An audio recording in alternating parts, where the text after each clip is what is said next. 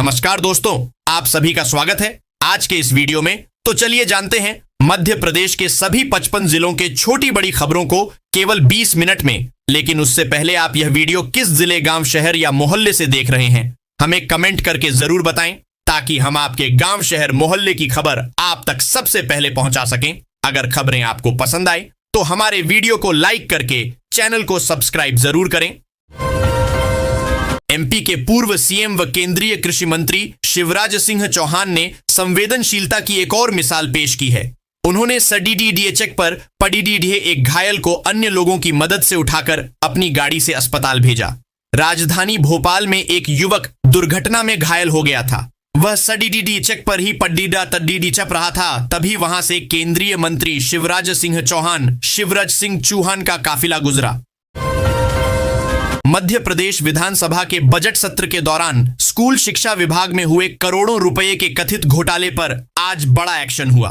School शिक्षा मंत्री राव उदय प्रताप सिंह ने सदन में स्पष्ट ऐलान किया कि विभाग के संचालक D.K. कुशवाहा और उप संचालक PK सिंह को तत्काल प्रभाव से हटा दिया जाएगा। राजधानी भोपाल में गुरुवार को संयुक्त मोर्चा रजक समाज ने अपनी लंबित मांगों को लेकर धरना प्रदर्शन किया। एक प्रदेश, एक समुदाय, एक आरक्षण का नारा लगाते हुए रजक/धोबी समाज को अनुसूचित जाति में शामिल करने की मांग को लेकर प्रदर्शनकारी मुख्यमंत्री निवास के घेराव के लिए आगे बढ़े तो पुलिस ने उन्हें रास्ते में रोक लिया। इसके बाद प्रदर्शनकारी वहीं बैठ गए और विरोध दर्ज कराया। पिछले 4 माह में 3 बार मध्य प्रदेश के दौरे पर आए लोकसभा में नेता प्रतिपक्ष राहुल गांधी ने कांग्रेस संगठन में जान भर दी है। राहुल की मौजूदगी में मंगलवार को भोपाल में हुई किसान महाचौपाल में जुटी भीड़ को कांग्रेस संगठन की संजीवनी मान रही है। इससे बेहद उत्साहित पार्टीजन इसे संगठन सृजन अभियान की सफलता भी मान रहे हैं और इसकी कड़ी में मिशन 2028 विधानसभा चुनाव की तैयारी को तेज करने का निर्णय लिया है। साफ है कि पार्टी राज्य सरकार की नीतियों के खिलाफ सदन से सड़क तक लड़ाई और तेज करेगी। विधानसभा में गुरुवार को सिंगरौली में अदानी समूह को आवंटित धिरौली कोयला खदान का मामला उठा। कांग्रेस ने प्रश्नकाल नहीं चलने दिया। लगभग 1 घंटे हंगामा हुआ। नेता प्रतिपक्ष उमंग सिंघार ने आरोप लगाया कि अदानी के दबाव में सरकार झुकी और आदिवासियों के हितों को ताक पर रखकर विस्थापन की प्रक्रिया पूरी हुए बिना ही खनन की अनुमति दे दी। प्रदेश के सरकारी स्कूलों में विद्यार्थियों की संख्या बढ़ाने और 100% उपस्थिति दर्ज करने के लिए स्कूल शिक्षा विभाग ने इस बार खास तैयारी की है। लोक शिक्षण संचालनालय DPI द्वारा जारी दिशा निर्देशों के अनुसार सत्र 2026 से 27 की कक्षाएं 1 अप्रैल से प्रारंभ होंगी। नए सत्र के शुरू होते ही प्रवेशोत्सव भी मनाया जाएगा और विशेष अभियान चलाकर अधिक से अधिक विद्यार्थियों का नामांकन कराया जाएगा। विधानसभा में गुरुवार को परिवहन विभाग की अनुदान मांगों पर चर्चा के दौरान कांग्रेस ने सोने की ईंटों के मामले में सरकार को घेरा। नेता प्रतिपक्ष उमंग सिंघार ने कहा कि सोने की ईंटें निकल रही हैं, विभाग में सख्ती तो करनी पड़ेगी। मध्य प्रदेश के पश्चिमी इलाकों में दिन के तापमान का ग्राफ तेजी से बढ़ रहा है। खरगोन और खंडवा में गुरुवार को पारा 35 डिग्री सेल्सियस पर पहुंच गया। इसके अलावा उज्जैन, शिवपुरी, रतलाम, इंदौर, नर्मदापुरम, गुना और धार में 32 से 33 डिग्री सेल्सियस रहा। न्यूनतम तापमान भी पश्चिमी इलाकों का बढ़ा हुआ है। इंदौर और भोपाल जैसे शहरों के मास्टर प्लान लागू करने के बजाय अब सरकार प्रदेश के दूसरे शहरों में मेट्रो प्रोजेक्ट पर काम आगे बढ़ाने की तैयारी कर रही है। नई रणनीति के तहत मेट्रो का उपनगरों तक विस्तार किया जाएगा।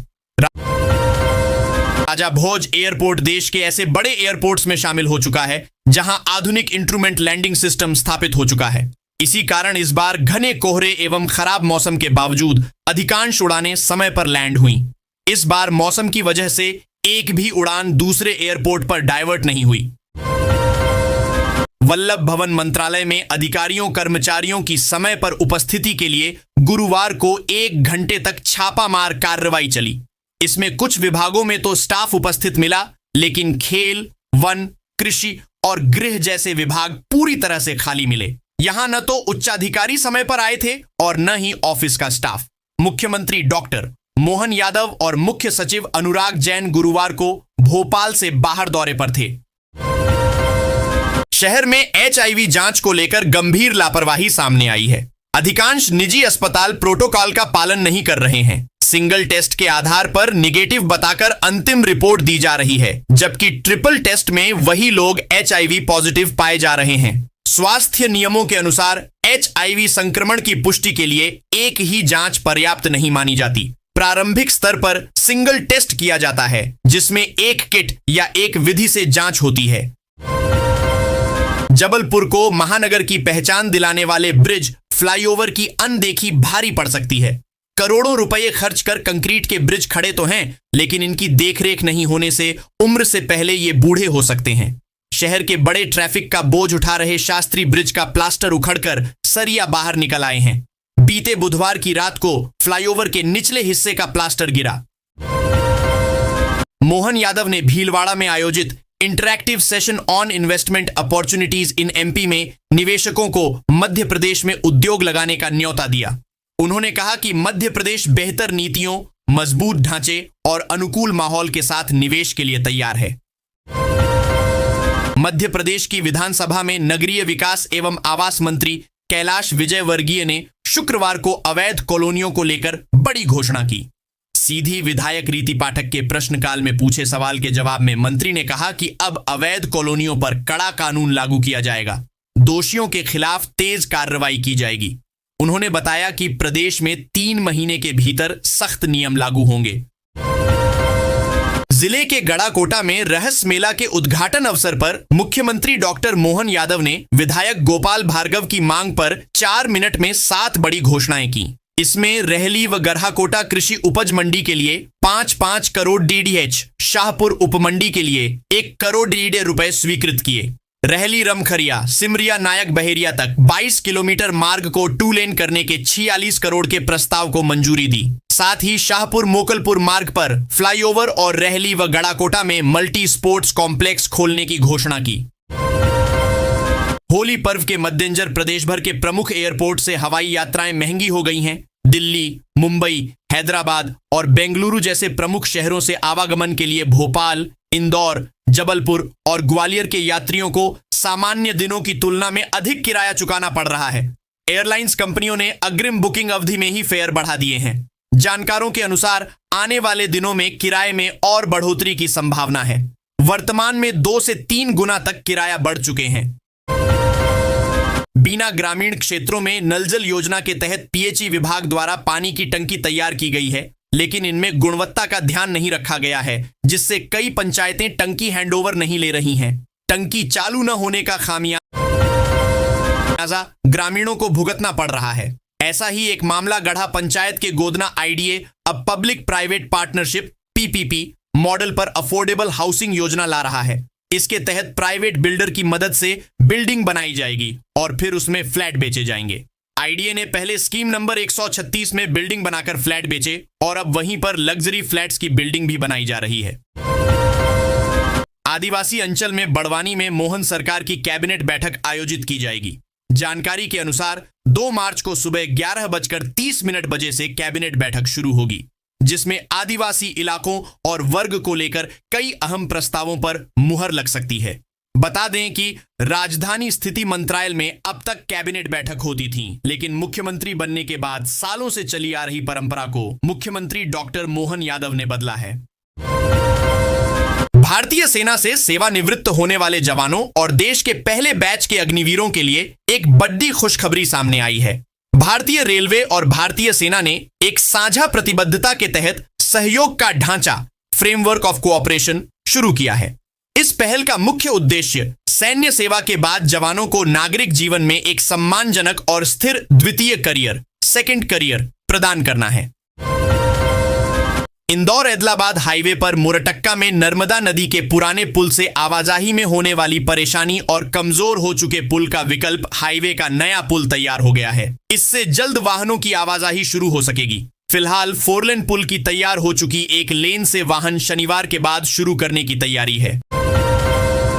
प्रदेश में 1 अप्रैल 2026 से नए पेंशन नियम लागू होंगे। इसमें 4,60,000 अंशदायी पेंशन योजना के कर्मचारी भी परिवार पेंशन के लिए पात्र होंगे। विधवा, परित्यक्ता, तलाकशुदा और अविवाहित पुत्रियां भी आज आजीवन परिवार पेंशन की पात्र होंगी। इसके लिए अधिकतम 25 वर्ष की आयु सीमा समाप्त कर दी गई है। आश्रितों के लिए आय सीमा न्यूनतम पेंशन और महंगाई राहत मिलाकर निर्धारित होगी।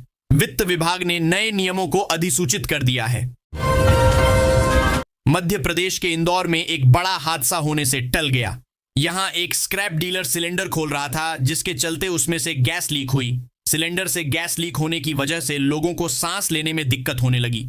परेशानी बढ़ने पर 5 लोगों को अस्पताल में भर्ती कराया गया।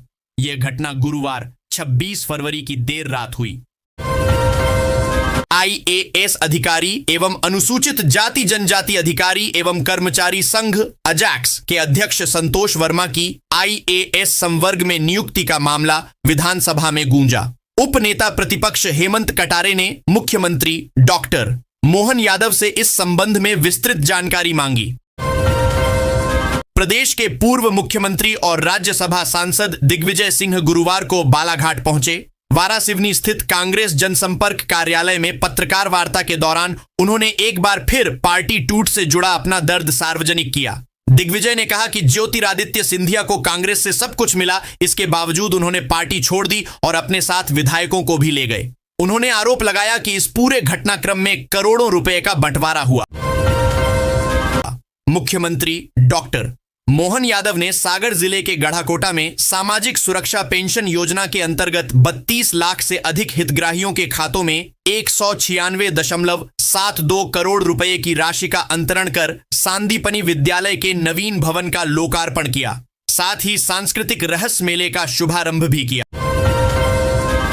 प्रदेश के करीब 70,000 अतिथि शिक्षकों को बड़ी राहत मिली है। 7 दिन तक लगातार अनुपस्थित रहने पर सेवाएं समाप्त करने से जुड़ा आदेश स्कूल शिक्षा विभाग ने वापस ले लिया है। अतिथि शिक्षकों के व्यापक विरोध के बाद लोक शिक्षण संचालनालय DPI ने 20 फरवरी को जारी निर्देश को तत्काल प्रभाव से निरस्त कर दिया। श्योपुर से कांग्रेस विधायक बाबू जंडेल पर 2 FIR का मामला शुक्रवार को विधानसभा में उठा। शून्यकाल में कांग्रेस विधायक दल के सचेतक सोहनलाल वाल्मीकि और पंकज उपाध्याय ने यह मामला उठाया। उन्होंने कहा कि हमारे विधायक के खिलाफ राजनीतिक विद्वेष के चलते 2 FIR दर्ज कराई गई हैं। इन्हें निरस्त कराया जाए। भारत अमेरिका ट्रेड डील को किसान विरोधी बताते हुए कांग्रेस इसका विरोध कर रही है। लोकसभा में नेता प्रतिपक्ष राहुल गांधी इस मुद्दे पर केंद्र सरकार और खास तौर पर प्रधानमंत्री नरेंद्र मोदी पर हमलावर हैं। वे प्रधानमंत्री को कंप्रोमाइज्ड PM कह रहे हैं। अब बीजेपी ने जोरदार पलटवार करते हुए इसका जवाब दिया है। पार्टी ने कांग्रेस की सबसे कद्दावर नेता मानी जाने वाली पूर्व PM इंदिरा गांधी को कंप्रोमाइज्ड करार दिया। मध्य प्रदेश लोक सेवा आयोग MPPSC की राज्य पात्रता परीक्षा रविवार यानी 1 मार्च को आयोजित की जाएगी। सागर जिला मुख्यालय पर भी यह परीक्षा होगी। MPPSC की राज्य पात्रता परीक्षा के लिए शहर में 23 केंद्र बनाए गए हैं। परीक्षार्थियों को कम से कम 45 मिनट पहले केंद्र पर पहुंचना अनिवार्य रखा गया है। MPPSC की राज्य पात्रता परीक्षा के लिए सेवानिवृत्त IAS मनोहर दुबे को संभागीय पर्यवेक्षक बनाया गया है। मुख्यमंत्री डॉक्टर मोहन यादव ने आज अलीराजपुर जिले के समग्र विकास को नई दिशा देते हुए 171 करोड़ रुपए की लागत से 49 विकास कार्यों की सौगात दी। इन परियोजनाओं का उद्देश्य जिले में बुनियादी सुविधाओं, सड़क संपर्क और ग्रामीण ढांचे को मजबूत करना है। मुख्यमंत्री ने रिमोट का बटन दबाकर 79.92 करोड़ रुपए की लागत से 14 विकास कार्यों का लोकार्पण किया। साथ ही 119.01 करोड़ रुपए की लागत के 35 कार्यों का भूमि पूजन भी किया।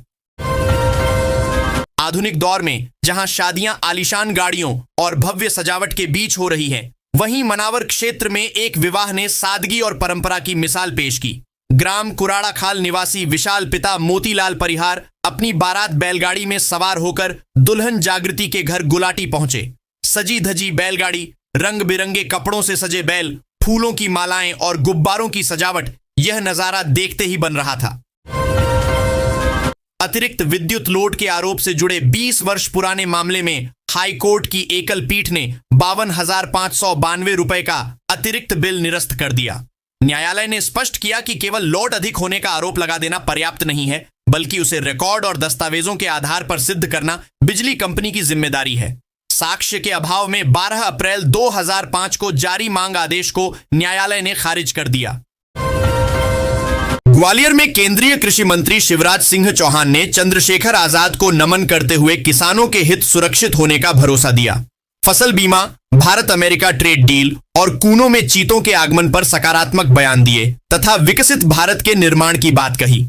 मुख्यमंत्री डॉक्टर मोहन यादव ने आज आलीराजपुर जिले के समग्र विकास के लिए 171 करोड़ लागत के 49 विकास कार्यों की अनुपम सौगात दी।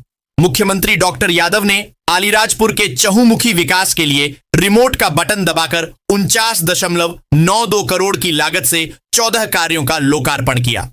मुख्यमंत्री डॉक्टर यादव ने 119.01 करोड़ लागत के 35 विकास कार्यों का भूमि पूजन किया। मुख्यमंत्री डॉक्टर यादव ने आलीराजपुर जिले में ग्राम संपर्क मजबूत करने के लिए विभिन्न सड़कों के निर्माण की घोषणा भी की। मुख्यमंत्री डॉक्टर यादव ने स्व सहायता समूह, बैंक ऋण वितरण, मुख्यमंत्री उद्यम क्रांति योजना, प्रधानमंत्री सूक्ष्म खाद्य उद्यम योजना के हितग्राहियों को हित लाभ एवं प्रमाण पत्र वितरित किए। आगामी सत्र में मप्र बोर्ड 10वीं व 12वीं की परीक्षा में शामिल होने के लिए विद्यार्थियों को 300 रुपए अतिरिक्त शुल्क का भुगतान करना होगा। माध्यमिक शिक्षा मंडल माशिमम ने नए सत्र 2026 से 27 की सभी परीक्षाओं के परीक्षा शुल्क में 300 रुपए बढ़ोतरी कर दी है। अब 10वीं व 12वीं के नियमित विद्यार्थियों को 1200 के बदले 1500 रुपए और स्वाध्यायी को 1600 रुपए देने होंगे। हर साल 10वीं व 12वीं बोर्ड परीक्षा में करीब 18 लाख विद्यार्थी शामिल होते हैं। मध्य प्रदेश के सबसे व्यस्त रेल मार्गों में शामिल इटारसी भोपाल बीना सेक्शन पर चौथी रेल लाइन बिछाने की महत्वाकांक्षी परियोजना को केंद्र सरकार की कैबिनेट से मंजूरी मिल गई है। 237 किलोमीटर लंबी इस परियोजना पर लगभग 4,329 करोड़ रुपए खर्च किए जाएंगे, जिससे यात्री और मालगाड़ियों के संचालन में सुधार होगा।